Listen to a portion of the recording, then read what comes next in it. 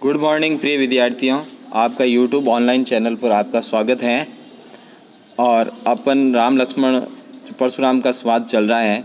अपने काफ़ी पिछली वीडियो में पढ़ लिया था, यहाँ तक पढ़ लिया था कि भाई लक्ष्मण ने कहा कि जो है परशुराम के बारे में बहुत यश कीर्ति के बारे में सुन रखा है।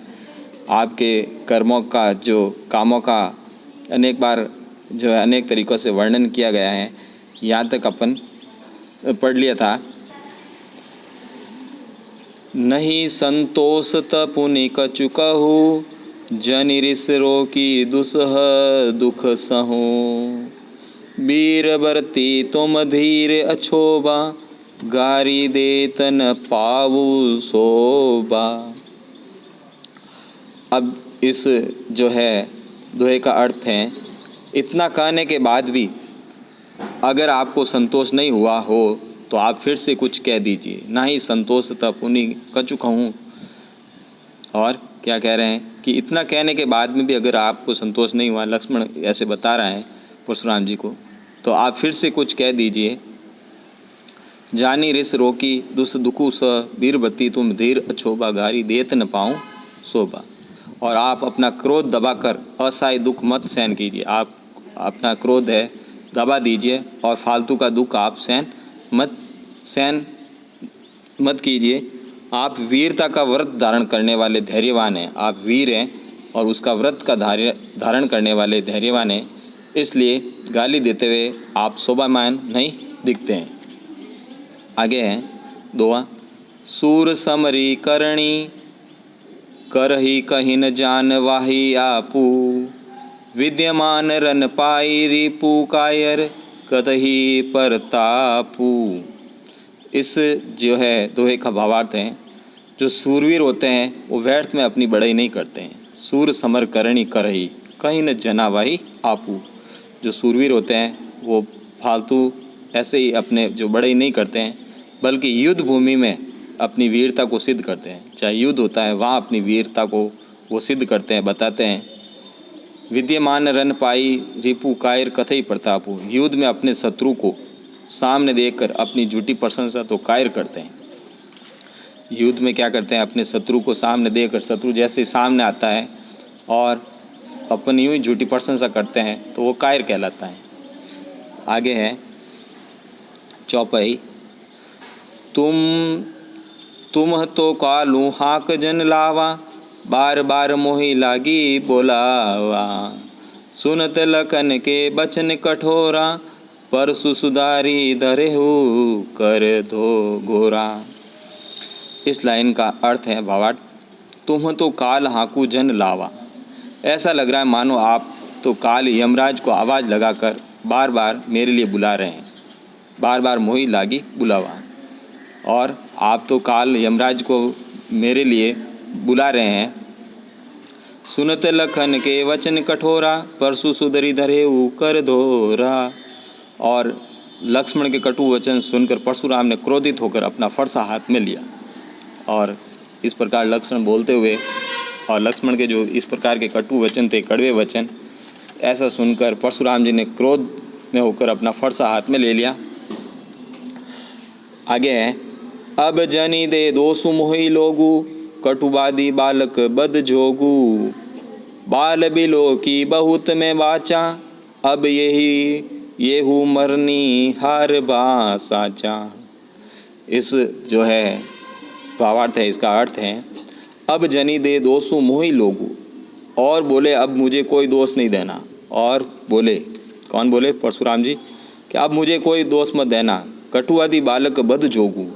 और ये कड़वा वचन बोलने वाला बालक मरने के ही योग्य है, और ये अब मरने के योग्य हैं। बाल बिलो की बहुत हूँ मैं बाचा, अब यही मरनी हार बासाचा। मैं अब तक इससे बालक समझ कर बचा रहा था, कि मैं इस बालक समझ कर इसको बचा रहा था, लेकिन लगता है कि अब इसकी मृत्यु क्या आ गई है, निकट आ गई। अब इसकी जो मृत्यु निकट आ गई है, ऐसे कड़वे वचन बोल रहा है तो अब इसकी मौत निश्चित है। आगे है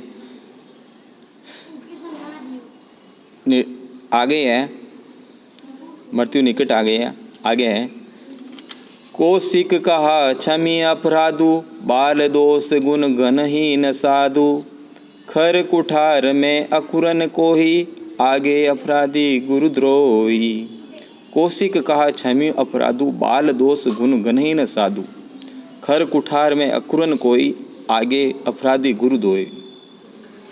तो इस लाइन का है, परशुराम को क्रोधित होते देखकर विश्वामित्र बोले, विश्वामित्र पास में थे तो बोले, हे मुनिवर, साधु लोग तो बालकों के गुण और दोष की गिनती नहीं करते। अब क्या बोलते हैं, विश्वामित्र समझा रहे हैं परशुराम जी को कि जो बालकों के जो गुण और दोष उसकी गिनती कभी नहीं करते हैं, इसलिए आप इसके अपराध को क्या कर दीजिए, क्षमा कर दीजिए। परशुराम ने क्रोधित होते हुए कहा, मैं दया रहित और क्रोधी हूँ, मैं दया भी करता हूँ और मैं दया नहीं करता हूँ और मैं क्रोधी हूँ, और यह गुरुद्रोही और अपराधी मेरे सामने है। ये गुरुद्रोही है, गुरु का द्रोह किया है इसने, अपमान किया है, ये अपराधी मेरे सामने है। आगे है, उत्तर देत छोड़ो बिनु मारे, केवल कौशिक सील तुम्हारे। न तो यही कोटि काटी कुठार कठोरे, गुरु ही उर्नी होते हूँ शर्म थोरे। अब इस लाइन का जो भावार्थ है, उत्तर दे रहा हूँ फिर भी मैं इसे बिना मारे छोड़ रहा हूँ। उत्तर दे तो छोड़ो बिन मारे, और मैं जो उत्तर भी दे रहा हूँ फिर भी मैं इसको बिना मारे छोड़ रहा हूँ।